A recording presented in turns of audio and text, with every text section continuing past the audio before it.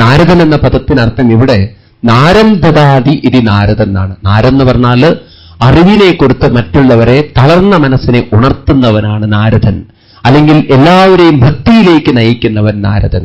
ഇപ്രകാരം അനുഗ്രഹിച്ചു. ഈ ചെയറൊക്കെ ഒഴിഞ്ഞു കിടക്കുന്നുണ്ടെങ്കിൽ നിങ്ങൾ ഫില്ല് ചെയ്യൂ. സാധനങ്ങളൊക്കെ എടുത്ത് മാറ്റി വെച്ചിട്ട് കുറെ ആളുകൾ പുറകിൽ നിൽക്കുന്നുണ്ട്. അപ്പോൾ അവർക്കൊക്കെ ഒന്ന് അഡ്ജസ്റ്റ് ചെയ്തിട്ട്, കാരണം ചില ചെയറിലൊക്കെ നിങ്ങൾ എന്തൊക്കെയോ സാധനങ്ങളൊക്കെ വെച്ചിരിക്കുന്നത് ആരെങ്കിലും വെച്ച് പോയത്, റിസർവ് ചെയ്ത് പോയതാണ്? ഇവിടെയുണ്ടോ റിസർവേഷനൊക്കെ?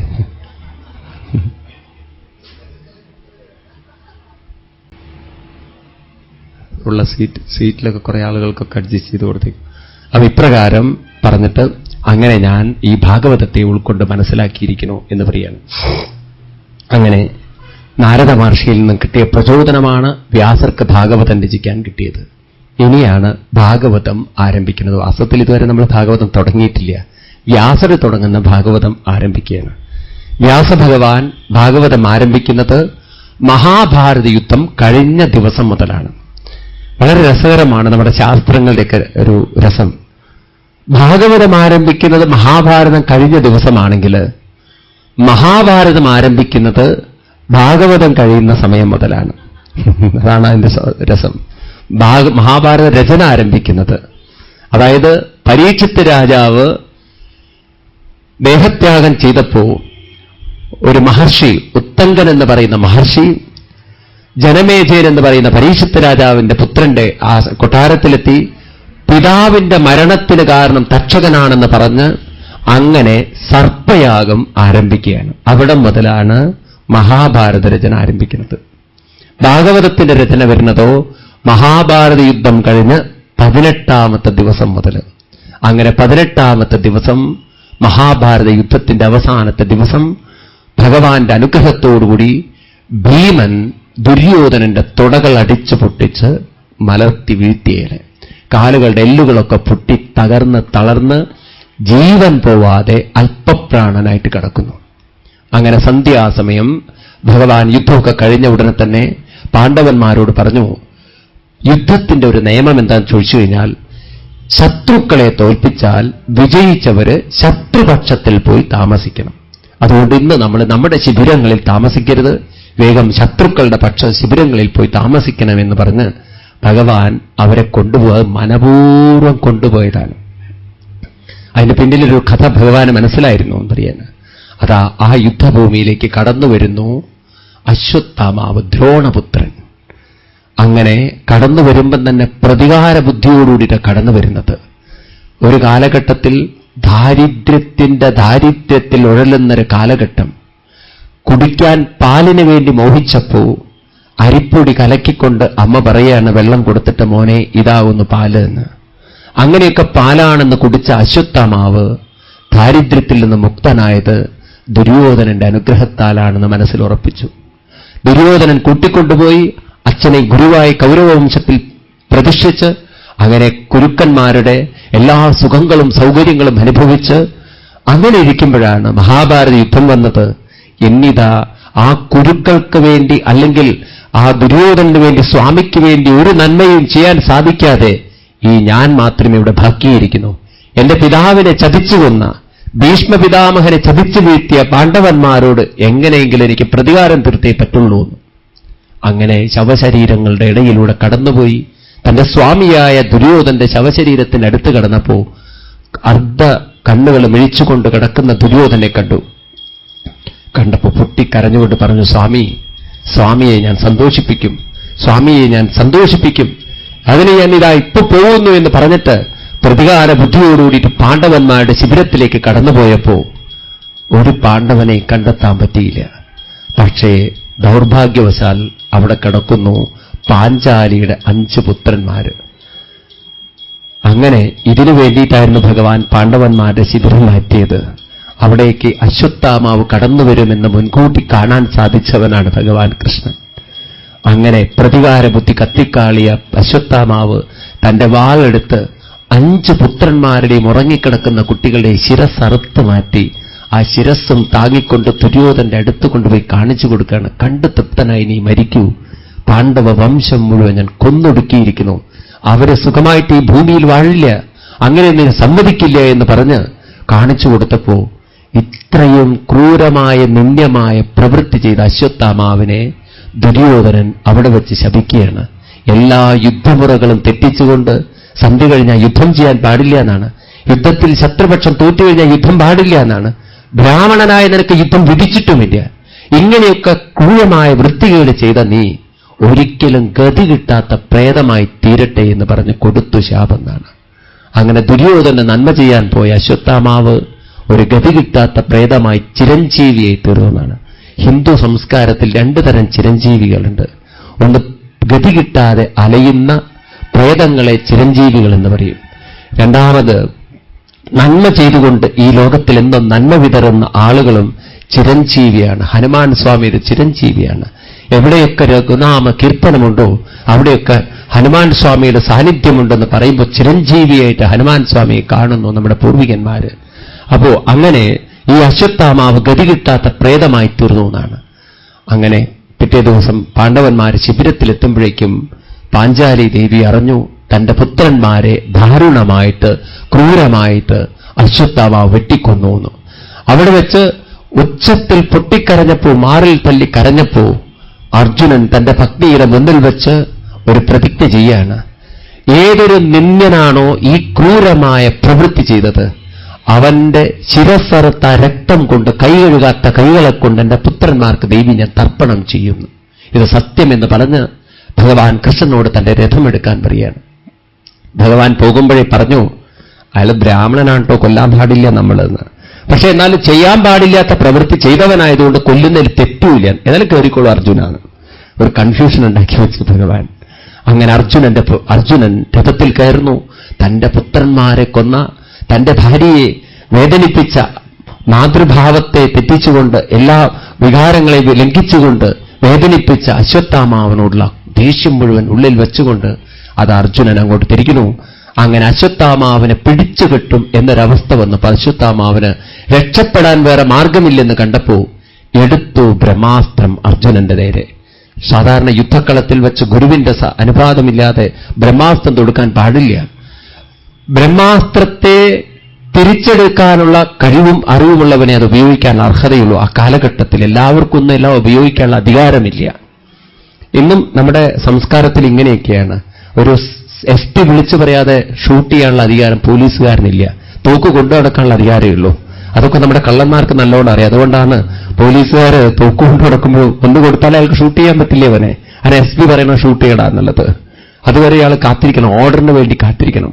SP-ക്കും അങ്ങനെ പെട്ടെന്ന് ഓർഡർ കൊടുക്കാൻ പാടില്ല. കലക്ടർ പറയണം ഷൂട്ട് ചെയ്യണോ വേണ്ടേ എന്നുള്ളത്. കലക്ടർക്കും പെട്ടെന്ന് പറയാൻ പറ്റില്ല, മന്ത്രി പറയണം നീ ചെയ്യണോ വേണ്ടേ എന്നുള്ളത്. അതുകൊണ്ടാണ് ഭാരതത്തിൽ ഒന്നും നടക്കാത്തത്. മുകളിലേക്ക് പറയുമ്പോഴേക്കും കൺഫ്യൂഷൻ കൂടുതലാണ്. അത് തമാശ പറയില്ല. ഇന്ദിരാഗാന്ധി വെടിവെച്ച് മരിച്ച സമയത്ത് ഈ ഡൽഹിയിലൊക്കെ ഒരു അരാജകത്വമായിരുന്നു. ആരുമില്ല ഒന്നും പറയാൻ, ആർക്കൊന്നും പറയാൻ പറ്റുന്നില്ല. പാവം സർദാർജിമാരുടെയൊക്കെ തലയിൽ മണ്ണെണ്ണ ഒഴിച്ചിട്ടും പെട്രോൾ ഒഴിച്ചിട്ടും കൊടുക്കുക കത്തിക്കുകയാണ്. സർദാർജിമാരാണെങ്കിൽ തലയിലൊക്കെ ഒരു 3 മീറ്റർ തുണിയും ചുറ്റിയിട്ടാണ് നടക്കുന്നത്. അതിൽ പെട്രോൾ ഒഴിച്ച് കത്തിച്ചു കഴിഞ്ഞാൽ അവസ്ഥ ആലോചിച്ച് നോക്കൂ. ഉള്ള സർദാർജിമാരൊക്കെ തുണി അഴിച്ചെറിയാൻ തുടങ്ങി. അല്ലെങ്കിൽ ഇത് മുഴുവൻ കത്തും, തല മുഴുവൻ കത്തും. സാധാരണ എല്ലാവരും തലയുടെ ഉള്ളിലാണ് കത്തുന്നത്, അവർക്ക് പുറമേ കത്താൻ തുടങ്ങി. അന്നത്തെ ദിവസങ്ങളൊക്കെ എന്തൊരു അരാജകമായിരുന്നു ഈ ഭാരത ഭൂമിയിൽ നോക്കൂ നിങ്ങൾ. അപ്പോ ഇങ്ങനെ അശ്വത്ഥാമാവിന് അറിയാത്ത വിദ്യ ആയിട്ടും അശ്വത്ഥാമാവ് എടുത്തു തന്റെ അസ്ത്രം. അങ്ങനെ അർജുനന്റെ നേരെ തൊടുത്തു വിട്ടപ്പോ ഒരു നിമിഷം എല്ലാ അറിവും കഴിവുമുള്ള അർജുനൻ പോലും പതറിപ്പോയി. ആ സമയത്ത് മാനസികാവസ്ഥ എന്താ ചെയ്യേണ്ടതെന്ന് അർജുനൻ അറിയില്ല. അർജുനൻ ആ ഒരു നിമിഷം അർജുനന്റെ ഉള്ളിൽ വിവേകം കടന്നു വരികയാണ്. ഭഗവാന്റെ നേരെ തിരിഞ്ഞുകൊണ്ട് അർജുനൻ പറയുന്നു, ഭഗവാനെ ഞാനിപ്പോ ആകെ വേദനയിലാണ്. അതുകൊണ്ട് കൃഷ്ണ കൃഷ്ണ മഹാഭാഗ ഭക്താനാമഭയം കരാ ത്വമേകോ ദഹ്യമാനാനം അപവർഗോസി സംസദേ കിമിതം സിൽക്കുരോ വിത്തീം ദേവദേവന വിഘ്നം സർവദോ മുഖമായാദി ഭേദ പരമദാരുണം. ഹേ ഭഗവാനെ, എനിക്കറിയില്ല ഞാൻ എന്താ ചെയ്യേണ്ടതെന്ന്. കത്തിജ്വലിച്ചുകൊണ്ടിരിക്കുന്ന ആ ബ്രഹ്മാസ്ത്രം തന്റെ നേരെ കടന്നു വരുന്നു. ഞാനൊന്നും അറിയാതെ അന്താളിച്ചു നിൽക്കുന്നു. ഭഗവാനെ പറഞ്ഞു തരൂ ഞാൻ എന്താ ചെയ്യേണ്ടത്. വളരെ വളരെ ശ്രദ്ധിക്കണം ഈ ഭാഗങ്ങളൊക്കെ. പലപ്പോഴും നമ്മുടെ ജീവിതത്തിൽ വികാര വിക്ഷോഭത്തിൽ നമ്മൾ എന്തെങ്കിലും കയറി പ്രവർത്തിക്കുമ്പോഴാണ് അത് വേദനകളിലേക്ക് തിരിയുന്നത്. ആ ഒരു നിമിഷം ഭഗവാനോട് പ്രാർത്ഥിക്കാൻ നമുക്ക് സാധിച്ചാൽ, ഭഗവാനെ എനിക്കറിയില്ല എന്താ ചെയ്യേണ്ടതെന്ന്, അവിടുന്ന് എനിക്ക് വിവേകം തരൂ എന്ന് പറഞ്ഞു കഴിഞ്ഞെങ്കിൽ ചിലപ്പോൾ വേണ്ട സമയത്ത് വേണ്ടത് നമുക്ക് തോന്നുമായിരുന്നു. പ്രിയന്, ആ ഒരു ഭക്തി നമ്മുടെ ഹൃദയത്തിലേക്ക് കൊണ്ടുവരാൻ സാധിക്കുമ്പോഴാണ് വേണ്ടത് വേണ്ട സമയത്ത് നമ്മുടെ ഉള്ളിൽ തോന്നുക. ജീവിതത്തിലേക്ക് നിങ്ങൾ കടന്നു നോക്കിക്കഴിഞ്ഞാൽ കാണാം, പലപ്പോഴും നമ്മെ വേദനിപ്പിച്ചത് മറ്റാരുമല്ല, വികാരത്തിനെ നിയന്ത്രിക്കാൻ വയ്യാതെ നമ്മൾ ചെയ്തിട്ടുള്ള പ്രവൃത്തികളാണ്. വികാര വിക്ഷോഭത്തിൽ ചിലപ്പോൾ നാവിനെയും മനസ്സിനെയും നിയന്ത്രിക്കാൻ പറ്റാതെ വന്നപ്പോഴുണ്ടായ പല പ്രവൃത്തികളും നമുക്ക് വേദനകളും ദുഃഖങ്ങളും വരുത്തിവെച്ചിട്ടുണ്ട്. ശരിയാണോ അല്ലേ?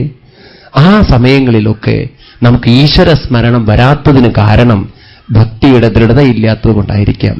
ഭഗവാനെ നമ്മൾ കൂടെ കൊണ്ടു നടക്കാത്തതായിരിക്കാം. അങ്ങനെ ഭഗവാനെ കൊണ്ടു നടന്നു കഴിഞ്ഞാൽ തീർച്ചയായിട്ടും എല്ലാ വിഷമങ്ങളിലും, വിഷമെന്ന് പറഞ്ഞാൽ വികാരത്തിന്റെ വിക്ഷോഭത്തിലും വേദനയും ദേഷ്യവും നിറഞ്ഞിരിക്കുമ്പോഴും ആ അർജുനനെ വിളിക്കാൻ തോന്നി ഭഗവാനെ, കൃഷ്ണ കൃഷ്ണ മഹാഭാഗ. ഒരാളോട് ദേഷ്യം ഉണ്ടാകുമ്പോൾ എന്താ ചെയ്യേണ്ടതെന്നുള്ളത് നമ്മൾ ആരും ഈശ്വരനോട് ചോദിക്കാറില്ല. ദേഷ്യം വരുമ്പോൾ അണ്ടെണ്ണം അങ്ങോട്ട് പൊട്ടിച്ചു കൊടുക്കുക ചെയ്യുക. അതന്നെയാണ് എൻ്റെ ബാക്കിക്കാര്യം. എന്നിട്ട് ഭഗവാനെ എന്തിനാ ഞാനെങ്ങനെ അവരെ ചെയ്തത്, എങ്ങനെയൊന്നും ചെയ്യും.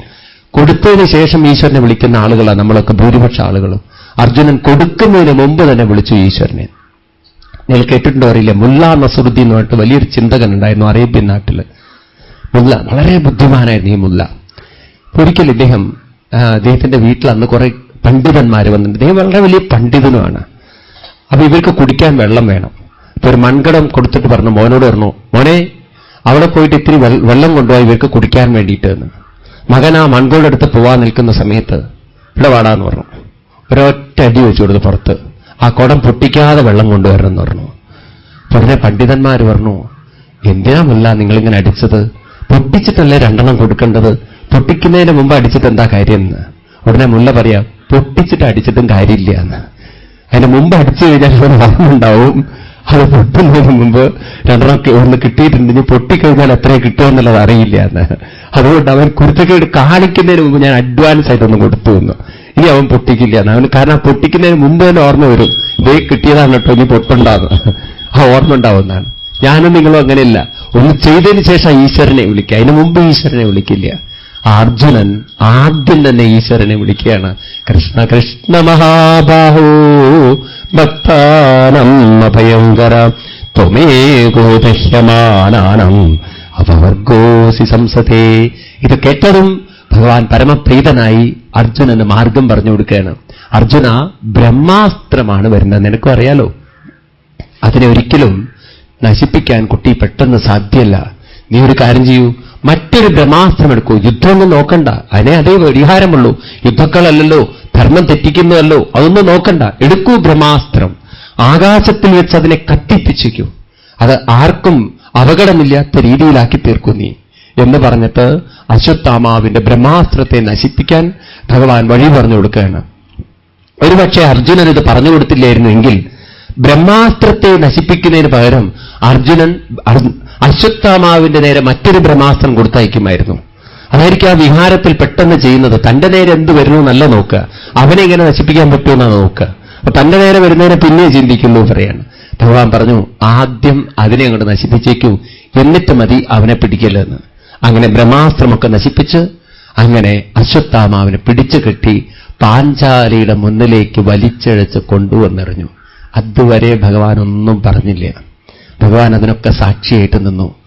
പാഞ്ചാലിയുടെ മുന്നിൽ അശ്വത്ഥാമാവ് കെട്ടിയിട്ട നിലയിൽ നിൽക്കുമ്പോൾ പാഞ്ചാലിത അങ്ങോട്ട് കടന്നു വന്ന് തൻ്റെ 5 പുത്രന്മാരെ ക്രൂരമായി നിന്ദ്യമായി യുദ്ധത്തിന്റെ എല്ലാ തന്ത്രങ്ങളും മുറകളും തെറ്റിച്ചുകൊണ്ട് കൊന്ന ആ അശ്വത്ഥാമാവിന്റെ മുന്നിൽ ഒരു ദേശത്തിന്റെ വാക്കുകളോ ശാപത്തിന്റെ വാക്കുകളോ പറയാതെ കൈകൾ കൂപ്പിക്കൊണ്ട് ആ പാദങ്ങളിൽ നമസ്കരിച്ചുകൊണ്ട് തന്റെ പ്രിയതമനായിരിക്കുന്ന അർജുനനോട് പറയാണ്, മുഞ്ച മുഞ്ച ഏ അർജുന, മുച്യതാ മുച്യതാമേശ ബ്രാഹ്മണോ നിതരം ഗുരു. ഇവൻ ഗുരുവിന് തുല്യനാണ്, ഇവനൊരു ബ്രാഹ്മണനാണ്, ഇവനെ കൊന്നുപോകരുത്, ഇവനെ കയറഴിച്ചു വിടൂ.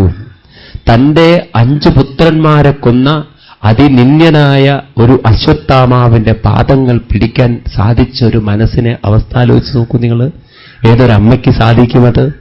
ഏതൊരു സാധാരണ മനസ്സും ശപിക്കുന്ന നിമിഷങ്ങളാണത്.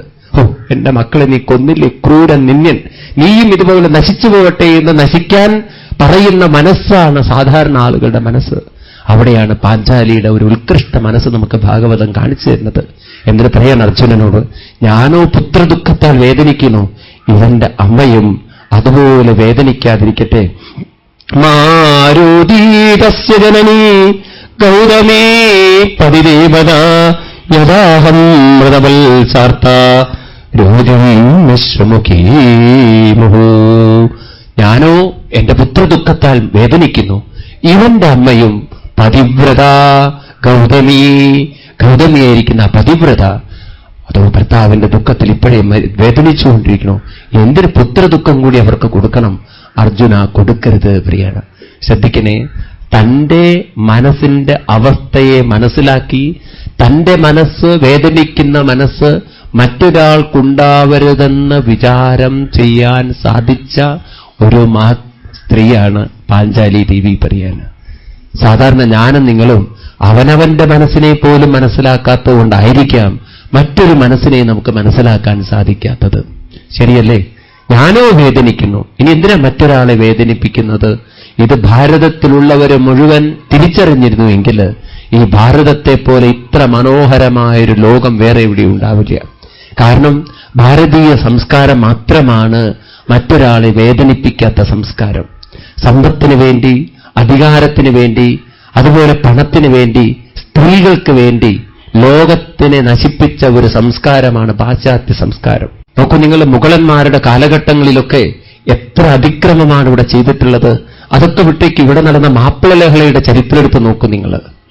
ഈ മാപ്പിള ലഹളയുടെ ഒരു കൃതി ഒരിക്കലും അടുത്ത ദിവസം ഞാൻ വായിക്കേണ്ട കുമാരനാശാൻ എഴുതിയൊരു കൃതിയുണ്ട്. വളരെ നമ്മളത് കണ്ടിട്ടില്ലെങ്കിൽ അത് വായിക്കുമ്പോണ്ടല്ലോ ശരിക്കും നമുക്ക് മനസ്സിലാവും. എത്രയോ ആണുങ്ങളെ, അതൊന്നും ശരിക്കും മതപരമായ കൊലയാണെന്നും പറയാൻ പറ്റില്ല. ഇത് വെറും മതത്തിന്റെ പേരിൽ തുടങ്ങിവെച്ച് മനുഷ്യന്റെ ഉള്ളിലുള്ള അമിതമായ ഭോഗാസക്തിയിൽ നിന്നുണ്ടായ ചില വൃത്തികേടുകളാണതൊക്കെ. പുരുഷന്മാരുടെയൊക്കെ തലവെട്ടിയിട്ട് സ്ത്രീകളെയൊക്കെ അവർക്ക് ബലാത്സംഗം ചെയ്യാന്നുണ്ടെങ്കിൽ, സ്ത്രീകളെയൊക്കെ തങ്ങളുടെ മതത്തിലേക്ക് മാറ്റി കൊണ്ടുപോകാന്നുണ്ടെങ്കിൽ അതെന്ത് മതത്തിന്റെ കൊലയാണ്? ഇതൊന്നും മതത്തിന്റെ കൊലയില്ല, ഇതൊക്കെ വൃത്തികേടുകൾ, തോന്നിവാസമാണ് അല്ലേ? മതമായിരുന്നെങ്കിൽ സ്ത്രീകളെ ഹിന്ദു മതത്തിൽപ്പെട്ടവരെ വെട്ടിക്കൊല്ലാമായിരുന്നില്ലേ? ആണുങ്ങളെ മാത്രം എന്തിനു വെട്ടിക്കൊന്നു? ചോദ്യങ്ങളുണ്ട്, കുറേ ചോദ്യങ്ങളുണ്ട് പ്രിയാണ്. ഈ ചരിത്രങ്ങളൊക്കെ വായിക്കണം, അപ്പോഴേ നമുക്ക് മനസ്സിലാവുള്ളൂ അത് എന്ന് പ്രിയാണ്. മനുഷ്യന്റെ ഉള്ളിലുള്ള ഭോഗമല്ലേ ഇതിനൊക്കെ പ്രേരിപ്പിച്ചത്? അപ്പൊ എവിടെയോ നമ്മുടെ സമൂഹത്തിൽ പ്രത്യേകത ഉണ്ട്. ആരെങ്കിലും തമ്മിൽ ഏറ്റുമുട്ടിക്കഴിഞ്ഞാൽ വേറെ ചിലരാണ് കാര്യങ്ങൾ ഏറ്റെടുക്കുക, സാമൂഹ്യദ്രോഹികൾ. പിന്നെ അവരുടെ നിയന്ത്രണത്തിലാണ് കാര്യം വരിക.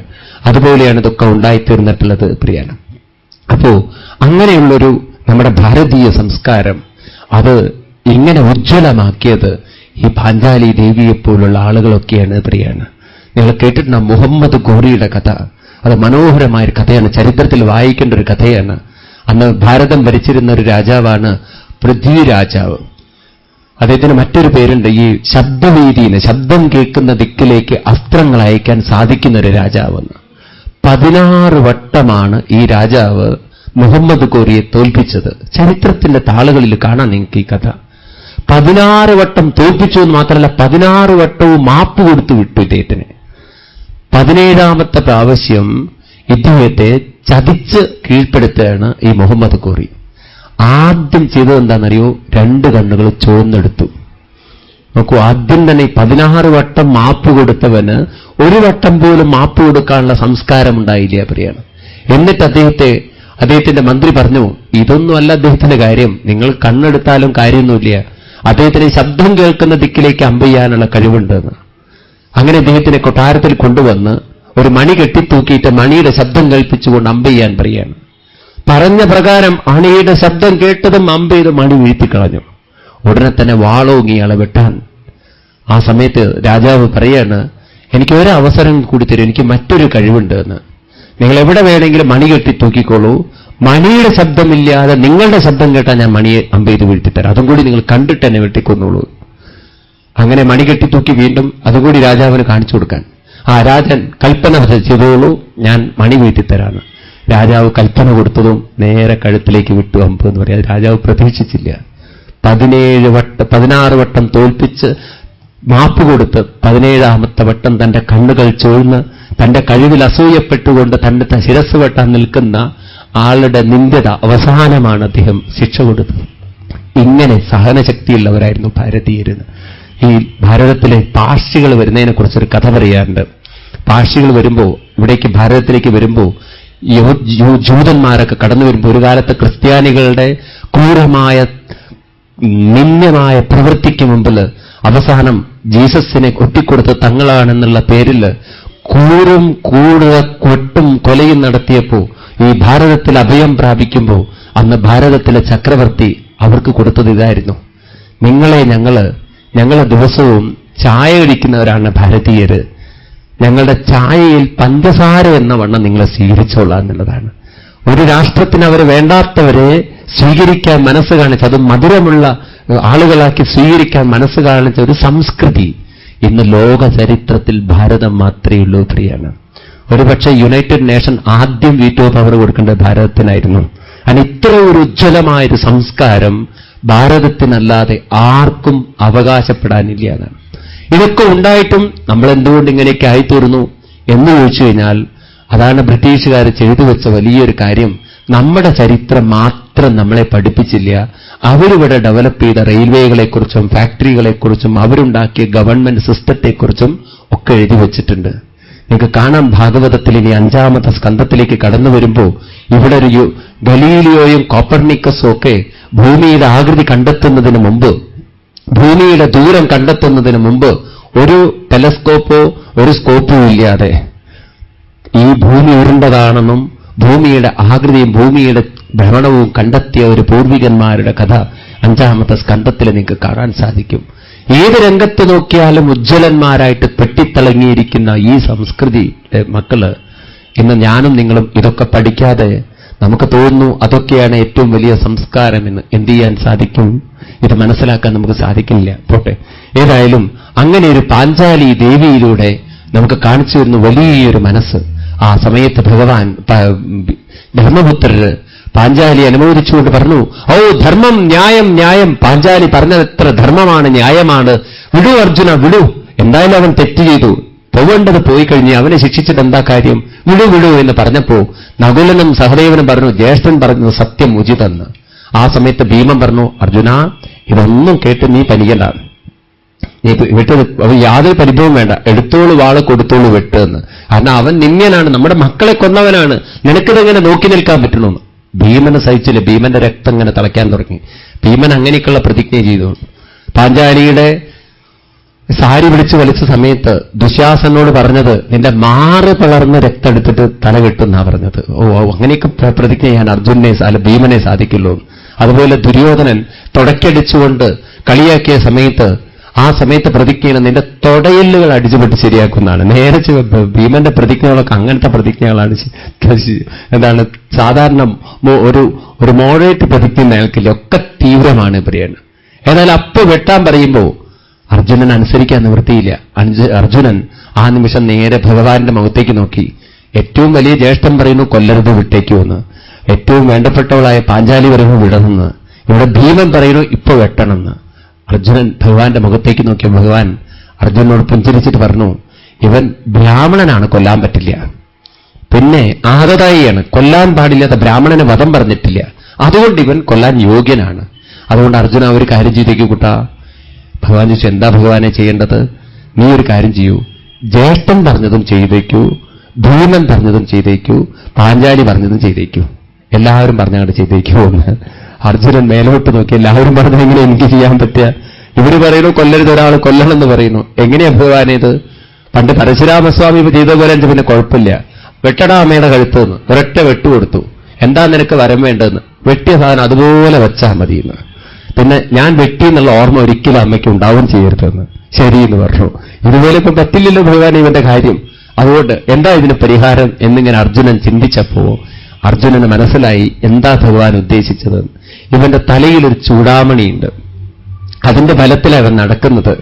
അതുകൊണ്ട് ആ ചൂടാമണിയോടുകൂടിയിട്ട് ഇവന്റെ മുടി മുറിച്ചെടുത്തു എന്ന്, വാളുകൊണ്ട് വെട്ടിയെടുത്തു എന്ന്. ശിരസ് വെട്ടുന്നതിന് തുല്യമാണ് ശിരസിലെ മുടിയെടുത്ത് വെട്ടിക്കളയുന്നത്. അത് കൊല്ലുന്നതിന് തുല്യമാണ് ഒരു ക്ഷത്രിയനെയും ബ്രാഹ്മണനെയൊക്കെ സംബന്ധിച്ച്. അങ്ങനെ ഇവരെ കൊല്ലാതെ കൊന്നു വിട്ടു എന്നാണ്. പക്ഷേ അശ്വത്ഥാമാവിന്റെ ഉള്ളിലെ പ്രതികാരം ഒന്നുകൂടി കൂടിയെന്നല്ലാതെ കെട്ടടങ്ങിയില്ല. എടുത്തു മറ്റൊരു ബ്രഹ്മാസ്ത്രം. അത് നേരെ തൊടുത്തുവിട്ടത് പാണ്ഡവന്മാരുടെ ഏക സന്താനമായ പരീക്ഷിത്തെന്ന് പറയുന്ന കുട്ടി ഉത്തരയുടെ ഗർഭത്തിൽ വളരെയാണ് അഭിമന്യുവിന്റെ പുത്രനായിട്ട്. യുദ്ധക്കളത്തിൽ വെച്ച് അഭിമന്യു മരിച്ച സമയത്ത് ഉത്തരാദേവി 1 മാസം ഗർഭിണിയായിരുന്നു. എന്നിതാ ആ ഉത്തരാദേവിയുടെ ഗർഭം വളരുന്നു എന്ന് കണ്ട അശ്വത്ഥാമാവ് വിചാരിച്ചു പാണ്ഡവന്മാര് വംശം നിന്നു പോകട്ടെ എന്ന്. അങ്ങനെ ഉത്തരയുടെ നേരെ തന്റെ ബ്രഹ്മാസ്ത്രം എടുത്ത് പ്രയോഗിക്കുന്ന സമയത്ത് തന്റെ നേരെ കത്തിജ്വലിച്ചുകൊണ്ടൊരു തീ ഗോളം കടന്നു വരുന്നത് കണ്ട, തീവ്രമായ തീയുടെ തേജസ് വരുന്നത് കണ്ട ആ ഉത്തരാദേവി ഭയവിഹ്വലയായിട്ട് ഭഗവാൻ കൃഷ്ണന്റെ അടുത്തെത്തിയിട്ട് പാതാരബിന്ദത്തിൽ വീണുകൊണ്ട് പറഞ്ഞു, പാഹി പാഹി മഹായോഗിൻ ദേവദേവതകൾ പതി ധാന്യം ത്വതഭയം പശ്യേ യത്ര മൃത്യു പരസ്പരം അഭിദ്രവതി മാമീശ ശരസ്തപ്തായസോ വിഭോ കാമം ദഹതു മാം നാഥ മാമേ ഗർഭോ നിപത്യതം. ഭഗവാനെ, എന്നെ അനുഗ്രഹിച്ചാലും രക്ഷിച്ചാലും കത്തിജ്വലിച്ചുകൊണ്ടുവരുന്ന തീഗോളത്തിന്റെ മുന്നിൽ ഞാൻ പതറിപ്പോകുന്നു ഭഗവാനെ. അതെന്നെ കൊന്നോട്ടെ, അതെന്നെ നശിപ്പിച്ചോട്ടെ, എന്റെ ഗർഭത്തിലുള്ള കുട്ടിയെ തൊട്ടുപോകരുത്. ഞാൻ നശിച്ചു പോയിക്കോട്ടെ ഭഗവാനെ. മാമേ ഗർഭോ നിപത്യതം. എന്റെ ഗർഭം ഒരിക്കലും നശിക്കാതിരിക്കാൻ അവിടുന്ന് അനുഗ്രഹിക്കണം എന്ന് പറഞ്ഞതും ഭഗവാൻ ഒരു നിമിഷം കണ്ണുകൾ അടച്ചുകൊണ്ട് ആ ഉത്തരയെ അനുഗ്രഹിക്കുകയാണ്. ഭഗവാൻ തന്റെ സുദർശനമൂർത്തിയെ സ്മരിച്ചതും സുദർശനമൂർത്തി അവിടെ വരുന്നു. ആ ഗർഭത്തിന് നേരെ വലിയൊരു പ്രകാശവലയം സൃഷ്ടിച്ചു എന്നാണ്. ഒരു തേജോഗോളം ആ ഗർഭത്തിനെ ആവരണം ചെയ്തപ്പോ ഉള്ളിലിരിക്കുന്ന കുട്ടി പേടിച്ച് വിഹ്വലനായിട്ട് പരിഭ്രമിച്ച് കുഴപ്പമുണ്ടാക്കരുതെന്ന് ഭഗവാൻ കരുതിയിട്ട് പുഞ്ചിരിക്കുന്ന രൂപത്തെ എടുത്ത് ഗർഭത്തിന്റെ ഓരോ മുക്കിലും മൂലയിലും ചതുർഭുജധാരിയായിട്ട് ഭഗവാൻ പോയി നിന്നു എന്നാണ്. ചെറിയ രൂപത്തെ എടുത്തിട്ട് ആ ഉള്ളിലിരിക്കുന്ന പരീക്ഷത്തെന്ന് പറയുന്ന കുട്ടി എവിടെ നോക്കുമ്പോഴും പ്രകാശം തന്റെ നേരെ കടന്നു വരുന്നു എന്ന് മാത്രമല്ല, ഓരോ മുക്കിലും നോക്കുമ്പോണ്ട് പുഞ്ചിരിച്ചുകൊണ്ട് കാരുണ്യം ചൊരിഞ്ഞ രൂപം തന്നെ അനുഗ്രഹിച്ചുകൊണ്ടിരിക്കുന്നു. അങ്ങനെ ഗർഭപാത്രത്തിൽ വെച്ച് തന്നെ ഭഗവാന്റെ ശംഖചക്രകഥാരൂപത്തെ കാണാൻ ഭാഗ്യം സിദ്ധിച്ച, ഭഗവത് അനുഗ്രഹത്താൽ പരീക്ഷണത്തിലൂടെ പുറത്തു വരാൻ സാധിച്ച കുട്ടിയാണ് പരീക്ഷിത്തെന്ന് പറയുന്ന കുട്ടി. അങ്ങനെ ഭഗവാൻ ആ ഉത്തരാദേവിയുടെ ഗർഭത്തെ അനുഗ്രഹിച്ചുകൊണ്ട് അവിടെ നിന്നും ഇനി ദ്വാരകയിലേക്ക് പോവാൻ തയ്യാറായിട്ട് നിൽക്കുകയാണ്. കുറേ ദിവസമായി മഹാഭാരത യുദ്ധം നടക്കുന്നതിന് മുമ്പ് തന്നെ പാണ്ഡവന്മാരെ അനുഗ്രഹിക്കാനായിട്ട് വന്നു ചേർന്നതാണ്. ഇനി തിരിച്ചു പോകേണ്ടതുണ്ട്. പറഞ്ഞു ധർമ്മപുത്രൻ അർജുനനോട്, അർജുന, എന്റെ പത്നിമാരും കുട്ടികളും അവിടെ കാത്തിരിക്കുന്നില്ലേ? നിങ്ങൾക്കൊക്കെ ഓരോരുത്തരും അല്ലേ 2 ആളേ ഉള്ളൂ. എന്റെ കാര്യം 16,008 പേരാണ്. എന്തൊക്കെയാ അവിടെ സംഭവിച്ചതെന്ന് അറിയില്ല. ഇനിയിപ്പോ എല്ലാവരും അവിടെ ഉണ്ടോയെന്ന് പോലും അറിയില്ല. ആരൊക്കെയാ വീട്ടിലല്ല തോന്നുന്നു. കാരണം ഭർത്താവ് പോയിട്ട് കുറെ ദിവസമായി. ആളില്ലെങ്കിൽ പിന്നെ ഭർത്താവിനെ ഇല്ലെങ്കിൽ പിന്നെ ഞങ്ങൾ ഇവിടെ ഇരുന്നിട്ട് എന്താ കാര്യം? അവിടെ എത്രയും വേഗം ദ്വാരകയിൽ എത്തിച്ചേരേണ്ടതുണ്ടെന്ന് മനസ്സിലാക്കി ആ ദ്വാരകയിലേക്ക് പോവാൻ വേണ്ടി ഒരുക്കങ്ങൾ ചെയ്യുമ്പോഴാണ് ഭഗവാൻ നോക്കുമ്പോൾ തന്റെ മുന്നിൽ നിൽക്കുന്നു പുഞ്ചിരിച്ചുകൊണ്ട് തന്റെ അച്ഛന്റെ സഹോദരിയായ കുന്തി ദേവി. ഒരു നിമിഷം ഭഗവാൻ നോക്കുന്ന സമയത്ത് ഇപ്പോ കുന്തി ദേവി നിൽക്കുന്നത് അച്ഛന്റെ സഹോദരിയായിട്ടോ തന്റെ അച്ഛൻ പെങ്ങളായിട്ടോ അല്ലെങ്കിൽ തന്റെ പ്രിയ സുഹൃത്തുക്കളായ പാണ്ഡവന്മാരുടെ അമ്മയായിട്ടോ അല്ല, പരമഭക്തയായിട്ട് തന്റെ മുന്നിൽ നിൽക്കുന്നു. അവിടെ വെച്ച് ഭഗവാനെ കൈകൂപ്പിക്കൊണ്ട് സ്തുതിച്ചുകൊണ്ട് ചൊല്ലുന്ന സ്തുതിയാണ് ഭാഗവതത്തിലെ അതിമനോഹരമായൊരു കുന്തി സ്തുതി എന്ന് പറയുന്ന ഭാഗം 8ാമത്തെ സ്കന്ധത്തിൽ 8ാമത്തെ അധ്യായത്തിൽ നമുക്ക് കാണാം കുന്തി സ്തുതി. നമ്മുടെ സമയം കൂടുതൽ അനുവദനീയമല്ലാത്തതുകൊണ്ട് എല്ലാ ശ്ലോകങ്ങളിലൂടെ കടന്നുപോകാൻ നമുക്ക് സാധ്യമല്ല. എങ്കിലും കുന്തി ദേവി പറയുന്നു, ഭഗവാനെ, എന്നെപ്പോലെ ജീവിതത്തിൽ ദുഃഖങ്ങളും വിഷമങ്ങളും അനുഭവിച്ചവരും ആരും ഉണ്ടാവില്ല. എന്തെല്ലാം പരീക്ഷണങ്ങളാണ്. ഒരു കന്യകയായിരിക്കുമ്പോഴേ വരപരീക്ഷണത്താൽ ഗർഭം ചുമക്കേണ്ടി വന്നു. അതിനുശേഷം ഭർത്താവ് ജീവിച്ചിരിക്കും, പാണ്ഡുവിനെ വിവാഹം കഴിക്കേണ്ടി വന്നു. രോഗിയാണ് അദ്ദേഹം. എന്നിട്ടും പുത്രോത്പാദനം ചെയ്യാൻ പറ്റാതെ ഓരോ ദേവന്മാരെ സ്മരിച്ചുകൊണ്ട് എനിക്ക് പുത്രോത്പാദനം സ്വീകരിക്കേണ്ടി വന്നു. ദുര്യോധനന്റെ ഒരു അപമാനം കേൾക്കാൻ ഇടവരും കുന്തിദേവി. ഒരിക്കല് ദുര്യോധനൻ കളിയാക്കിക്കൊണ്ട് പറയും, അല്ലെങ്കിലും നിങ്ങളുടെ അമ്മ കുന്തി ശരിക്കും നിങ്ങളുടെ അമ്മയാണോ? വ്യഭിചാരിണിയാണവള്. ഭർത്താവ് ജീവിച്ചിരിക്കുമ്പോഴേ ദേവന്മാരെ പ്രാപിച്ചവളാണവള് എന്നൊക്കെ പറഞ്ഞ് കളിയാക്കുന്ന ഒരു രംഗമുണ്ട്. അതൊക്കെ താങ്ങാനും സഹിക്കാനും ഒക്കെ സാധിച്ച് ഇതാ മക്കളുടെ ഓരോ അനുഭവങ്ങളെയും ഒക്കെ കണ്ടുകൊണ്ട് എന്തിനേറെ പറയുന്നു, സ്വന്തം പുത്രനെ അമ്പെയ്ത് കൊല്ലുന്നത് കാണേണ്ടി വന്ന ആ അമ്മ. കർണൻ തന്റെ പുത്രനാണ്, അർജുനനും തന്റെ പുത്രനാണ്, അത് കാണേണ്ടി വന്ന അമ്മ. പാഞ്ചാലിയുടെ വസ്ത്രാക്ഷേപം കാണേണ്ടി വന്ന അമ്മ. ഇങ്ങനെ ഒട്ടേറെ ദുരന്തങ്ങളും ദുഃഖങ്ങളും കാണേണ്ടി വന്ന അമ്മ ഇന്നിതാ ഭഗവാന്റെ മുന്നിൽ കൈകൂപ്പിക്കൊണ്ട് പറയുന്നു, എനിക്ക് അതെല്ലാം അഭിമുഖീകരിക്കാൻ സാധിച്ചത്, അതിലൂടെ കടന്നുപോകാൻ സാധിച്ചത് ഭഗവാനെ ഉറച്ച ഭക്തി ഒന്ന് മാത്രമാണ്. ഇനിയൊരു പ്രാർത്ഥനയുള്ളത്, ആ ഭക്തി ഒന്നുകൂടി എനിക്ക് തന്ന് അനുഗ്രഹിക്കൂ, അതൊന്നുകൂടി എന്നിൽ ദൃഢമായി തീരട്ടെ. മനോഹരമായ സ്തുതിയിലൂടെ അവർ പറയുന്നു, നമസ്യേ പുരുഷദ്വാന്തം ഈശ്വരം പ്രകൃതി പരം അലക്ഷ്യം സർവഭൂതാനാം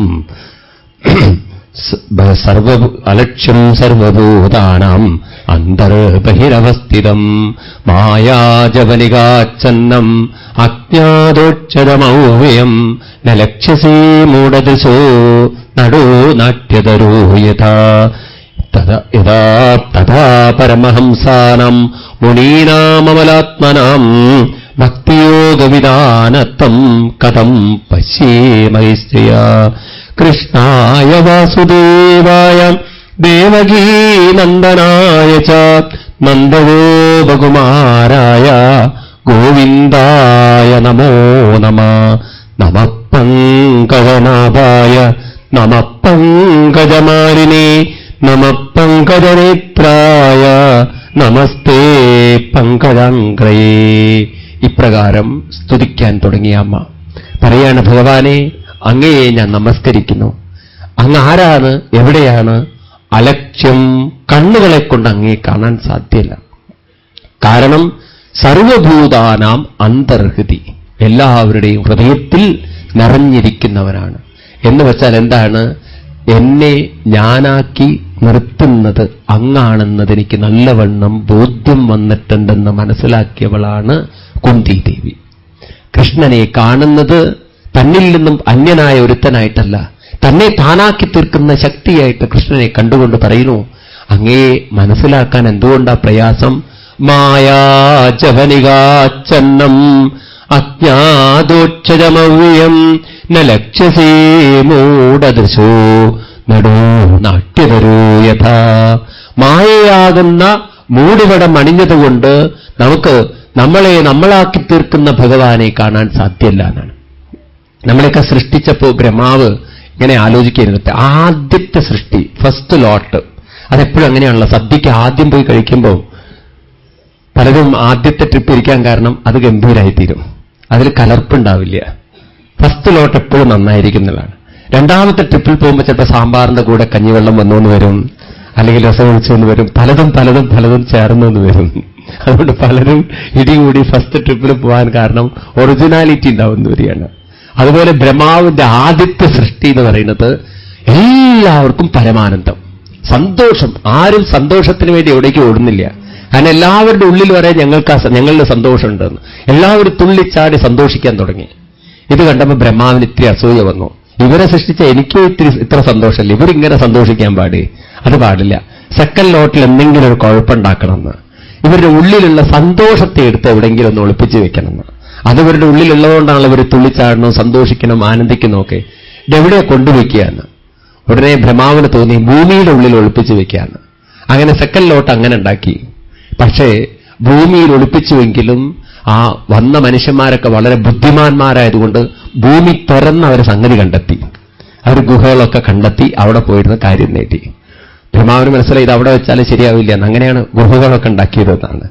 ശരിയാവില്ല എന്ന് മനസ്സിലാക്കി അദ്ദേഹം എന്ത് ചെയ്തു? കടലിന്റെ ഉള്ളിൽ കൊണ്ടുവച്ചു. അവിടെ അവരെത്തിച്ചേരില്ലോ എന്ന് വിചാരിച്ചത്. പക്ഷെ അടുത്ത ലോട്ടിൽ വന്ന മനുഷ്യന്മാർ കടലിന്റെ ഉള്ളിൽ പോയിട്ട് കാര്യം മനസ്സിലായി സംഗതി ഇവിടെയാണെന്ന്. അവർ വിട്ടില്ല, അവരതിന്റെ ഉള്ളിലൊക്കെ പോയി തപ്പിപ്പിടിച്ച് കൊണ്ടുവന്നു. അവസാനം ബ്രഹ്മാവിന് മനസ്സിലായി ഇവിടെ ഒന്നും വെക്കാൻ പാടില്ല, ഭൂമിയിൽ വെക്കാൻ പാടില്ല, കടലിൽ വെക്കാം, ചന്ദ്രനിൽ കൊണ്ടുവയ്ക്കാന്ന്. മനുഷ്യൻ വിടുവോ? സാറ്റലൈറ്റ് എടുത്ത് അവൻ പോയി. ചന്ദ്രനില്. അങ്ങനെ എവിടെ കൊണ്ടുവച്ചാലും അവര് സംഗതി പിടിച്ചുകൊണ്ടുപോയി. ഉടനെ ബ്രഹ്മാവിന് തോന്നി ഇതെവിടെയല്ല കൊണ്ടുവയ്ക്കേണ്ടതെന്ന്. പിന്നെ എവിടെ കൊണ്ടുവയ്ക്കേണ്ടത്? അദ്ദേഹം മനസ്സിലാക്കി ഇത് അവരുടെ മനസ്സിന്റെ ഉള്ളിൽ ഒളിപ്പിച്ചു വയ്ക്കാന്ന്. എന്നാ പിന്നെ അവരങ്ങോട്ട് നോക്കില്ല എന്ന്. ഇതുപോലെ പണ്ട് 2 ബിസിനസ് ആളുകളുണ്ടായിരുന്നു, പാർട്ട്ണർഷിപ്പ് ബിസിനസ് ചെയ്ത ആളുകൾ. ആദ്യമൊക്കെ പാർട്ട്ണർഷിപ്പ് നല്ല രീതിയിലൊക്കെ പോയി, പിന്നെ അവർ തമ്മിൽ തെറ്റി. വേറെ വേറെ കച്ചവട സ്ഥാപനങ്ങൾ തുടങ്ങിയെങ്കിലും ഫ്രണ്ട്ഷിപ്പ് നഷ്ടപ്പെട്ടിട്ടില്ല. ഒരുമിച്ചാണ് അവർ സാധനങ്ങൾ മേടിക്കാൻ പോവുക, അന്യദേശത്തിൽ ഒരുമിച്ചാണ് വരിക. ഇതൊക്കെ ഒരുമിച്ചാണെങ്കിലും അതിലൊരുത്തന് മറ്റവന്റെ വളർച്ചയിൽ അങ്ങേയറ്റം അസൂയുണ്ടായിരുന്നു. എപ്പോഴാ സൗകര്യം കിട്ടി ചപ്പ് പറ്റിക്കും. അങ്ങനെ ഒരുമിച്ച് പോകുമ്പോഴൊക്കെ കണ്ണു മുഴുവൻ അവന്റെ പണത്തിന്റെ മുകളിൽ എത്ര രൂപ ഉണ്ടാകുന്ന, എത്ര വലിക്കാൻ പറ്റും, ഇതൊക്കെയാണ് ചിന്ത. അങ്ങനെ ഒരിക്കലും ഇവർ രണ്ടുപേരും ഒരു സ്ഥലത്തേക്ക് ബിസിനസ്സിന് വേണ്ടി പോവുകയാണ്, സാധനങ്ങൾ മേടിക്കാൻ വേണ്ടിയിട്ട്. അങ്ങനെ പോകുന്ന സമയത്ത് ആ പറഞ്ഞ സ്ഥലത്ത് അവർക്ക് സാധനം കിട്ടിയില്ല. അന്ന് അവിടെ ലോഡ്ജ് എടുത്ത് താമസിക്കേണ്ടി വന്നു. കിടക്കാൻ നേരത്ത് നമ്മുടെ നല്ല മനുഷ്യൻ അയാളുടെ കയ്യിലുള്ള നോട്ടുകളൊക്കെ എടുത്ത് എണ്ണാൻ തുടങ്ങി. 1000, 2000, 3000, 4000, 5000, 6000, 6000, 8000. മറ്റവന്റെ കണ്ണുങ്ങനെ തള്ളുകയാണ്. അവൻ്റെ അടുത്ത് ആകെ 2000 രൂപയുള്ളൂ, ഇവന്റെ അടുത്ത് 10-20,000 രൂപ ഉണ്ട്. അതായത് വരയ്ക്കട്ടെ, എന്നിട്ട് രാത്രി വേണത് വലിച്ചെടുക്കാന്ന് വിചാരിച്ചിട്ട് ഞാനന്ന് ബാത്റൂം പോയിട്ട് വരാം. ഓ, നീ എവിടെ വേണമെങ്കിൽ പോയിക്കോളൂ എന്നിട്ട് ഇവനൊക്കെ അടക്കി വെച്ച് ഇത് എടുത്തു വെച്ചു. ഞാൻ കിടന്നുറങ്ങി. കിടന്നുറങ്ങിയതും നമ്മുടെ കള്ളനായിട്ടുള്ള കച്ചവടക്കാരൻ, സുഹൃത്തിന്റെ ഭാവത്തിൽ നടക്കുന്നവൻ തപ്പാൻ തുടങ്ങിയവന്റെ പെട്ടി, മേശ, അല്ലെങ്കിൽ പേഴ്സ്, എല്ലാ കാര്യങ്ങളൊക്കെ ഈശൊക്കെ തപ്പാൻ നോക്കി. ബെഡിന്റെ അടിയിലൊക്കെ തപ്പാൻ നോക്കി. എവിടെ നോക്കിയിട്ടും കാണുന്നില്ല. അങ്ങനെ അയാളെ പതുക്കെ ഉരുട്ടി നോക്കി, അവിടെ വല്ലയിടത്തും വെച്ചിട്ടുണ്ടോന്ന്. അരയിലൊക്കെ തപ്പി നോക്കി, എവിടെ നോക്കിയിട്ടും കാശ് കാണുന്നില്ല. അങ്ങനെ അപ്പോഴേക്കും സമയം 3-4 മണി. അവൻ എണീക്കുന്ന സമയം വേഗം പോയി കിടന്നുറങ്ങി. നമ്മുടെ സുഹൃത്ത്, നല്ല സുഹൃത്ത് എണീറ്റു. രാവിലെ തന്നെ കുളിയൊക്കെ കഴിഞ്ഞ് ഭംഗി. അപ്പോഴും ഇവൻ കിടന്നൊക്കെ തപ്പി നോക്കി എവിടെയാ സംഗതി വെച്ചതെന്ന്. ഏതായാലും ഇതൊക്കെ കഴിഞ്ഞ് മറ്റവൻ ബാത്റൂമിൽ പോയി. അവൻ എണീറ്റ് തയ്യാറാകുമ്പോഴേക്കും ഇതായിരുന്നു 1, 2, 3, 4, 5 നോട്ടുകൾ. ചോദിച്ചു, നീ എവിടെ കാശ് വെച്ചതെന്ന്. അപ്പൊ നീ എന്തിനാ അറിയുന്നത്? നിനക്കിപ്പോ അറിഞ്ഞിട്ട് എന്താ കാര്യം? അല്ല, എനിക്കൊന്ന് ഇതുപോലെയൊക്കെ പൈസ വെക്കാനാണ്. നിന്റെ പൈസ പോവാതെ നീ വളരെ ഗംഭീരമായിട്ട് സൂക്ഷിച്ചു വെക്കണ്ടല്ലോ. എവിടെയാണ് വെക്കണതെന്ന് അറിഞ്ഞു കഴിഞ്ഞാൽ എന്റെ പണം പോവാതെ സൂക്ഷിച്ചു വെക്കാലോ.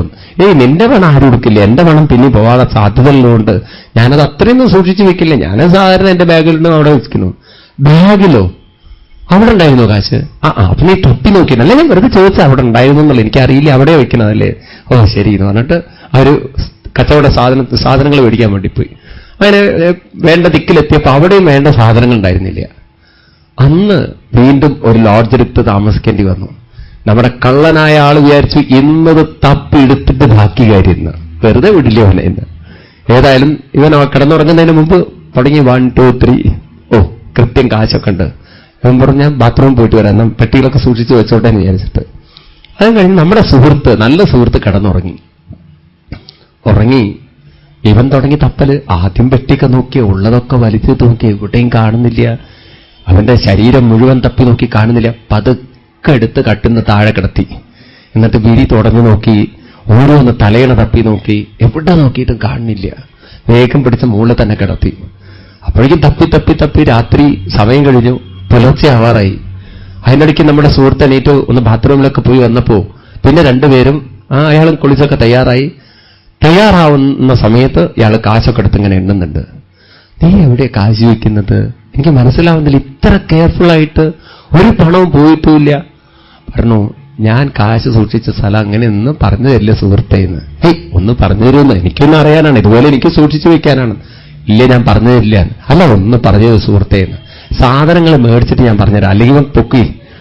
അങ്ങനെ സാധനങ്ങളൊക്കെ മേടിച്ചു കഴിഞ്ഞ് തിരിച്ചു പോകാൻ നേരത്തെ ഇവൻ പറയാണ്, എനിക്കറിയാമായിരുന്നു എന്റെ പണം കൊണ്ടുപോവാൻ പുറത്തുനിന്ന് ഒരുത്തമില്ല, നീ ഒരുത്തനേ വരൂ എന്നുള്ളത്. അതുകൊണ്ട് ഞാൻ പണം സൂക്ഷിച്ച് വേറെ എവിടെയല്ല, നീ കിടന്നുറങ്ങുന്ന നിന്റെ തലയിണയുടെ അടിയിൽ കൊണ്ടുവച്ചു. എനിക്കറിയാം നീ എവിടെയൊക്കെ തപ്പിയാലും നിന്റെ തലയിണയുടെ ഉള്ളിൽ തപ്പില്ലെന്ന് എനിക്ക് നല്ല ബോധ്യമുണ്ട്. അപ്പോൾ എനിക്ക് സമാധാനമായിട്ട് കിടന്നുറങ്ങാൻ പറ്റി. അതുകൊണ്ട് നിന്റെ തലയിണയുടെ ഉള്ളിൽ തന്നെ കിടക്കട്ടെ എന്ന് വെച്ച കാര്യം. ഇതുപോലെ ബ്രഹ്മാവ് നമ്മുടെയൊക്കെ മനസ്സിൽ ഒളിപ്പിച്ചു വെച്ചു പ്രിയൻ. അതുകൊണ്ടോ മായയാകുന്ന മനസ്സ് നമ്മളെ ഇങ്ങനെ ആ സുഖത്തെ മറപ്പിച്ചു കളയും. അത് നമ്മൾ അറിയില്ല. മായാജവനികാച്ചന്നം അജ്ഞാതോക്ഷജമവ്യയം നലക്ഷസേ മൂഢദൃശോ നടൂ നാട്യതരോ യഥാ. ഒരു നടൻ നാടകം കളിക്കുമ്പോ ആ വേഷം കെട്ടിയവരെ നമ്മൾ മറക്കുന്നത് പോലെ. തുടക്കത്തിൽ നമ്മൾ പറയും, ഓ മമ്മൂട്ടി കേമായിട്ടുണ്ട്, മോഹൻലാൽ കേമായിട്ടുണ്ട്. കുറെ കഴിഞ്ഞാൽ നമ്മൾ മമ്മൂട്ടിയും മോഹൻലാലും മറക്കും. അവര് ഭർത്താവായിട്ട് കളിക്കുമ്പോൾ, ഭാര്യയായിട്ട് കളിക്കുമ്പോൾ കരയുമ്പോൾ നമ്മൾ കരയും. കർച്ചീഫൊക്കെ എടുത്ത് നമ്മൾ തുടയ്ക്കും. പിന്നെ നമുക്ക് ഓർമ്മ വരും, അയ്യോ ഇത് മോഹൻലാൽ അഭിനയിച്ചതാണല്ലോ, മമ്മൂട്ടി അഭിനയിച്ചു. അതൊക്കെ നമ്മൾ മറന്നു പോകുമെന്ന് പറയാൻ. നമ്മൾ ആ കഥയിലേക്ക് ലയിച്ചു പോവും. കലാകാരനെ മറന്നു പോകുന്നത് പോലെ നമ്മുടെ ജീവിതത്തിൽ ഉള്ളിലിരിക്കുന്ന ആ നമ്മളാക്കി തീർക്കുന്ന ആ ഭഗവത് ശക്തിയെ മറന്ന് ബാക്കിയൊക്കെ നമ്മൾ ഓർത്തുകൊണ്ട് നടക്കും. ഞാനൊരു അമ്മയാണ്, ഭാര്യയാണ്, അച്ഛനാണ്, അമ്മയാണ്. നമ്മളാക്കി തീർക്കുന്നതാരാണ്? ഭഗവാനാണെന്ന് മറന്നുപോകുന്നു പ്രിയാണ്. ആ ഭഗവത് പ്രേമം നമുക്ക് വിട്ടുപോകുന്നു പ്രിയാണ് എന്ന് പറഞ്ഞ് അതിനെന്ത് വേണം? ഒറ്റ മാർഗ്ഗേയുള്ളൂ. എന്താണത്? തഥാ പരമഹംസാനം മുനീനാമലാത്മനാം ഭക്തിയോഗവിധാനർത്ഥം കഥം പശ്യേമഹി സ്ത്രീയ. പരമഹംസാനം, പരമഹംസന്മാരായിത്തീരുമെന്നാണ്. പരമഹംസ എന്ന് പറഞ്ഞാൽ മനസ്സിലായി, പക്ഷെ ഹംസ എന്ന് പറഞ്ഞാൽ മനസ്സിലായില്ല. ഹംസ എന്ന് പറഞ്ഞാൽ നമ്മുടെ നാട്ടിലുള്ളവരല്ലേ സ്വാമി? മുസ്ലിങ്ങളായി തീരുന്നതല്ലേ ഭാഗവതം പറയുന്നത്? ഹംസ എന്ന് പറഞ്ഞാൽ നമ്മുടെ മുസ്ലിമാണ്. ഹംസ എന്നുള്ള വാക്കിൽ നിന്നാണ് ഹംസ എന്നുള്ള പദം തന്നെ വരുന്നത്. എല്ലാ ഇസ്ലാം പദങ്ങളൊക്കെ നമ്മുടെ നിന്നാണ് വരുന്നത്. നിങ്ങൾ നോക്കൂ, ഹനുമാൻ, അതാണ് സുലൈമാനൊക്കെ വരുന്നത്, റഹ്മാനൊക്കെ വരുന്നത്. ഇസ്ലാം മതത്തിലെ എല്ലാ പേരുകളും നേരത്തെ തന്നെ ഹിന്ദു മതത്തിൽ വന്നു കഴിഞ്ഞിട്ടുണ്ട്. അതുപോലെ നിങ്ങൾ ഈ ക്രിസ്തു പേരുകളൊക്കെ നോക്കൂ. നിങ്ങൾ നമ്മുടെ വേദമന്ത്രങ്ങളിൽ പറഞ്ഞിട്ടുണ്ട്, ഓം ഭൂർഭുവസ്വത്ത സവിതോർവണ്യം ഭർഗോ ദേവസ്യ. ദേവസ്യ ഓൾറെഡി ഇവിടെ വന്നിട്ടുണ്ട്, എന്നിട്ടേ അവരുടെ മതത്തിലേക്ക് പോയിട്ടുള്ളൂ പറയാണ്. അങ്ങനെയൊന്നും മനസ്സിലായി? അനന്യ ചിന്തയൻ തോമസ് ഇവിടെ വന്നിട്ടുണ്ട്, എന്നിട്ടേ അവിടേക്ക് പോയിട്ടുള്ളൂ. വേറെ എവിടുന്നും വന്നതല്ല. അവർക്കൊന്നും പുതിയ കണ്ടുപിടുത്തൊന്നുമില്ല പറയാൻ. ഏതായാലും ഭഗവാൻ ഹംസം എന്ന് പറയുന്നത് ഹംസ എന്നുള്ള ശബ്ദത്തിലല്ല കൂടുതൽ. അതായത് ഇന്നത്തെ വീട്ടിലെ പാലൊക്കെ അപ്പൊ അതങ്ങനെയാണല്ലോ വരുന്നത്. അത് കൊടുത്തു കഴിഞ്ഞാൽ അവൻ പാലും വെള്ളവും വേർതിരിക്കാനും പാലിനെ മാത്രം സ്വീകരിക്കാനും കഴിവുണ്ട് പ്രിയനും. പണ്ട് ഈ നമ്മുടെയൊക്കെ ക്ഷേത്രങ്ങളിൽ വിളക്കുകൾ കൊത്തിയപ്പോൾ, പ്രത്യേകിച്ച് കൽവിളക്കുകളും കുത്തുവിളക്കുകളും അല്ലെങ്കിൽ ഈ അമ്പലത്തിന്റെ മുന്നിൽ വരുന്ന ഈ ദീപങ്ങളൊക്കെ കൊത്തുമ്പോൾ അതിന്റെ മുകളിൽ ഹംസങ്ങളുടെ ചിത്രം ഉണ്ടാവുമായിരുന്നു. ഇപ്പോൾ അതൊക്കെ മാറിയപ്പോൾ മയിലുകളുടെ ചിത്രമായി. ചില സ്ഥലത്ത് കോഴിയാവാൻ തുടങ്ങിയിട്ടുണ്ട്. മനസ്സിലായില്ലേ?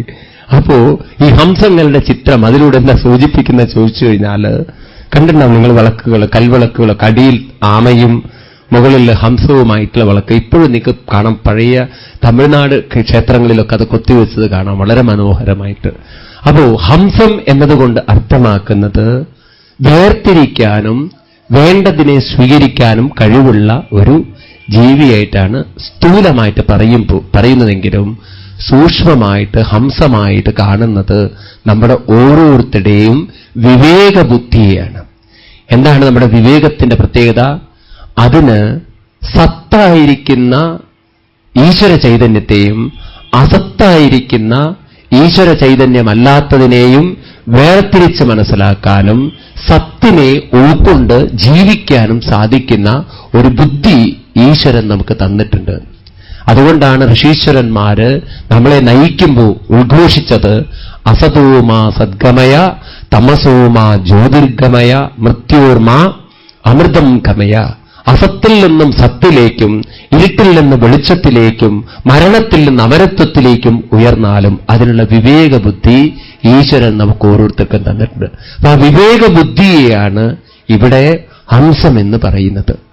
അങ്ങനെ വളരെ മനോഹരമായിട്ട് പറഞ്ഞിട്ട് പറഞ്ഞു, ആ ഹംസഭാവത്തിലേക്ക് ഉയരണമെങ്കിൽ എന്തു വേണം? ഭക്തിയോഗവിധാനത്വം. ഭക്തി തന്നെ വേണമെന്ന് പറയാണ്.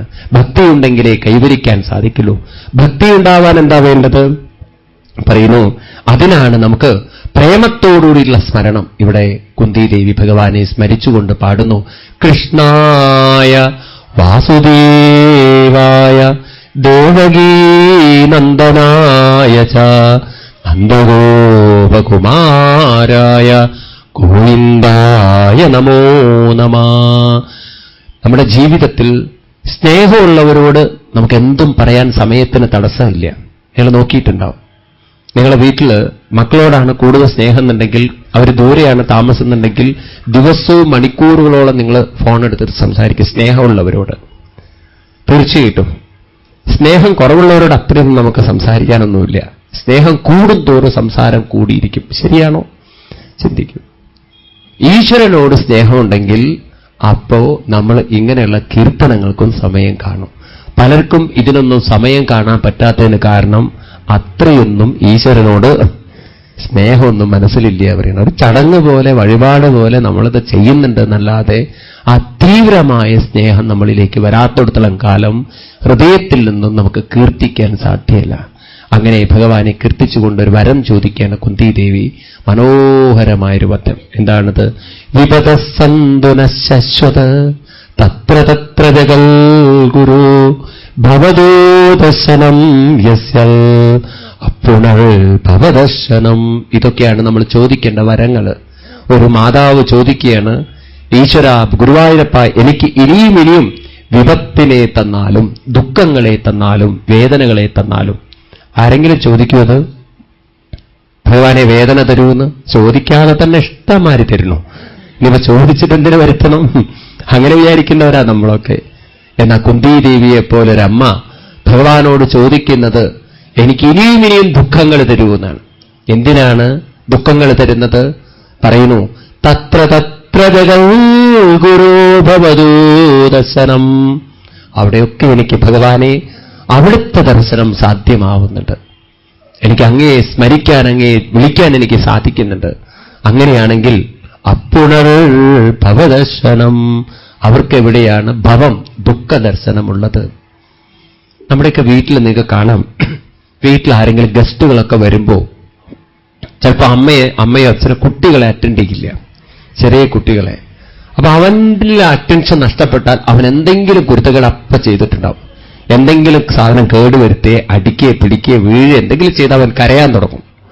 ബഹളം വെച്ചിട്ടുണ്ടാവും. കാരണം തന്നെ അറ്റൻഡ് ചെയ്യുന്നത് പോയി, ഇപ്പൊ മറ്റുള്ളവരിലേക്കായി അറ്റൻഷൻ. ആ സമയത്ത് കുട്ടി ഉച്ചത്തിൽ കരയുമ്പോൾ അമ്മ എന്ത് ചെയ്യും? കുട്ടിയെ എടുത്തുകൊണ്ട്, അല്ലെങ്കിൽ വീട്ടിൽ ആരെയും ജോലിക്കാരുണ്ടെങ്കിൽ അവളോട് എടുക്കാൻ പറഞ്ഞിട്ട് ആ കുട്ടിയെ പുറത്തേക്ക് കൊണ്ടുപോകും, ഇല്ലേ? എന്നിട്ട് ആ കുട്ടിയോട്, ദേ നോക്കുമ്പോനെ അടുത്ത വീട്ടിൽ അങ്കിൾ അങ്ങോട്ട് പോകണം, നോക്കൂ, അങ്ങോട്ട് നോക്കൂ. അവനെ മനസ്സിൽ അങ്ങോട്ട് ശ്രദ്ധ തിരിക്കും. ദേ നോക്കുമ്പോനെ ആ മരത്തിൽ നോക്കൂ, കാക്ക നോക്കൂ, കുട്ടനെ നോക്കൂ. അങ്ങനെയൊക്കെ പറഞ്ഞ് ആ കുട്ടിയുടെ മൈൻഡിനെ, മനസ്സിനെ അറ്റൻഷൻ ഡൈവേർട്ട് ചെയ്യും. ഏതൊരു കാര്യത്തിനാണോ അവൻ വാശി പിടിച്ച് കരഞ്ഞത് അതിൽ നിന്നും മനസ്സിനെ മറ്റൊന്നിലേക്ക് മാറ്റും. ശരിയല്ലേ? ഇതെല്ലാവർക്കും അറിയുന്നൊരു കാര്യമാണിത്. നമ്മളൊക്കെ ചെയ്തിട്ടുള്ള കാര്യമാണിത്, ഇല്ലേ? ആരാ ചെയ്യാത്തത്? എല്ലാവരും വീട്ടിൽ അങ്ങനെ കുട്ടികളൊക്കെ ഉണ്ടെങ്കിൽ നമ്മൾ അറ്റൻഷൻ ഡൈവേർട്ട് ചെയ്യിച്ചിട്ടുണ്ട്. അപ്പൊ നമുക്ക് മനസ്സിലാവും, അപ്പൊ നമ്മൾ അനുഭവത്തിലൂടെ മനസ്സിലാവും അവൻ ഏതൊരു കാര്യത്തെക്കുറിച്ചാണ് ചിന്തിച്ച് ദുഃഖിച്ചത്, അവന്റെ മൈൻഡ് അതിൽ നിന്ന് മാറിക്കഴിഞ്ഞാൽ ആ ദുഃഖം അവനിൽ നിന്ന് വിട്ടുപോകുന്നുള്ളത് നമുക്കറിയുന്നതാണ്. ഇവിടെ കുന്തിദേവി പറയുന്നു, എല്ലാ വേദനകളിലും എന്റെ മൈൻഡിനെ അങ്ങയിലേക്ക് ഡൈവേർട്ട് ചെയ്യാൻ എനിക്ക് സാധിക്കുന്നുണ്ട് എന്ന്.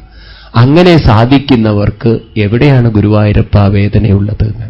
ഇപ്പൊ വേദനകൾക്കൊക്കെ കാരണം എന്താ ചോദിച്ചു കഴിഞ്ഞാൽ മൈൻഡിനെ ഡൈവേർട്ട് ചെയ്യാൻ പറ്റാത്തതാണെന്ന്. ഒരു കുട്ടിയുടെ മൈൻഡിനെ നമ്മൾ ഡൈവേർട്ട് ചെയ്യുന്നത് പോലെ, അറ്റൻഷൻ മാറ്റുന്നത് പോലെ നമ്മുടെ മനസ്സിനെയും നമുക്ക് അറ്റൻഷൻ ഡൈവേർട്ട് ചെയ്യാൻ സാധിച്ചു കഴിഞ്ഞാൽ എവിടെയാണ് ഗുരുവായൂരപ്പ വേദനകളുള്ളത്? ഭവതോ ദർശനം എന്നാണ്. പ്രേമത്തോടുകൂടിയിട്ട് അങ്ങയെ സ്മരിക്കാൻ സാധിച്ചാൽ എവിടെയാണ് പിന്നെ ഭവദർശനം, ദുഃഖങ്ങളൊക്കെ? അപ്പൊ ആരെങ്കിലും ദുഃഖിക്കുന്നു എന്ന് പറയുകയാണെങ്കിൽ അപ്പോൾ മനസ്സിലാക്കണം, അവര് മാനസികമായി അവരുടെ മൈൻഡിനെ ഡൈവേർട്ട് ചെയ്യാൻ സാധിക്കാതെ പരാജിതരാണെന്ന് പറയാൻ മനസ്സിലാവുണ്ടല്ലോ. ഒരു കുട്ടിയുടെ മൈൻഡിനെ നമുക്ക് ഡൈവേർട്ട് ചെയ്യാം.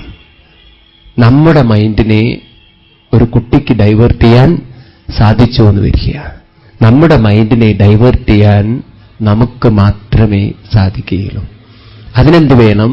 ഭാഗവതം പോലുള്ള ഈ മഹൽ ഗ്രന്ഥങ്ങളൊക്കെ മനസ്സിലാക്കിയിട്ട് കുന്തിദേവിയെപ്പോലുള്ള മഹൽ വ്യക്തികളിൽ നിന്നും പ്രചോദനം ഉൾക്കൊണ്ടുകൊണ്ട് നമുക്കും അങ്ങനെയൊക്കെ സാധിച്ചു കഴിഞ്ഞാൽ ഇവിടെ ഇതിനൊക്കെ പരിഹാരം കണ്ടെത്താൻ സാധിക്കും. വാസ്തവത്തിൽ പ്രശ്നങ്ങളല്ല നമ്മളെ വേദനിപ്പിക്കുന്നത്, പ്രശ്നങ്ങളിൽ നിന്നും മനസ്സിനെ ഡൈവേർട്ട് ചെയ്യാനുള്ള കഴിവില്ലായ്മയാണ് നമ്മളെയൊക്കെ വേദനിപ്പിക്കുന്നത്. ശരിയല്ലേ പറയുന്നത്? ശരിയാണോ ഞാൻ പറയുന്നത്? ചിന്തിക്കും നല്ലവണ്ണം. അങ്ങനെ വേണമെങ്കിൽ ഭക്തി വേണം. ഭക്തി ഉണ്ടാവണമെങ്കിൽ എന്ത് വേണം? നമ്മുടെ ജീവിതത്തിന്റെ പരമഗുരുവായിട്ട് ഭഗവാനെ കാണണം. ഒരു നിമിഷം ശ്രീകൃഷ്ണനെ, തന്റെ അർജുനന്റെ പ്രായമുള്ള കൃഷ്ണനെ, തന്റെ സഹോദരനായ വാസുദേവന്റെ പുത്രനായ ഭഗവാനെ കൃഷ്ണനെ പരമഗുരുവായി കൊണ്ടുകൊണ്ട് ആ പാദത്തിൽ നമസ്കരിക്കുന്നു അമ്മയായിരിക്കുന്ന കുന്തിദേവി. പറയൂ, ശ്രീകൃഷ്ണ വൃഷ്ണിസഹർഷഭാവനിദ്രു, ശ്രീകൃഷ്ണ കൃഷ്ണസകർവിഷ്ണുഋഷഭാവനിദ്രു, രാജന്യവംശദഹനാനപവർഗവീര്യ ഗോവിന്ദ ഗോധിജ സുരാർത്തിഹരാവതാര യോഗേശ്വരാഖിലഗുരോ ഭഗവൻ നമസ്തേ. യോഗേശ്വര അഖിലഗുരോ ഭഗവൻ നമസ്തേ എന്ന് പറഞ്ഞുകൊണ്ട് ആ പാദത്തിൽ നമസ്കരിക്കുന്നു. പരമഗുരുവായി കണ്ടുകൊണ്ട് കൃഷ്ണനെ നമസ്കരിക്കുന്നു അമ്മ എന്ന് പറയാം. അതിനുശേഷം ഭഗവാൻ അവിടെ നിന്നും ദ്വാരകയിലേക്ക് പോവാൻ തയ്യാറായിട്ട് നിൽക്കുമ്പോഴാണ് പൊട്ടിക്കരഞ്ഞുകൊണ്ട് മറ്റൊരാൾ മുന്നിൽ നിൽക്കുന്നത്. ആരാണത്? മഹാഭാരത യുദ്ധത്തിൽ വിജയിച്ച് രാജ്യം ഭരിക്കാൻ അവകാശിയായി തീർന്നിരിക്കുന്ന ധർമ്മപുത്രൻ. അങ്ങനെ ആ ധർമ്മപുത്രനുമായി ബന്ധപ്പെട്ട കഥയാണ് ഇനി നമുക്ക് പറയാനുള്ളത്. കുറച്ചുകൂടി അധ്യായങ്ങൾ വായിച്ചതിന് ശേഷം സമയമുണ്ടെങ്കിൽ ഉച്ചയ്ക്ക് മുമ്പ് നോക്കാം, സമയമില്ലെങ്കിൽ ഉച്ചയ്ക്ക് ശേഷം നോക്കാം.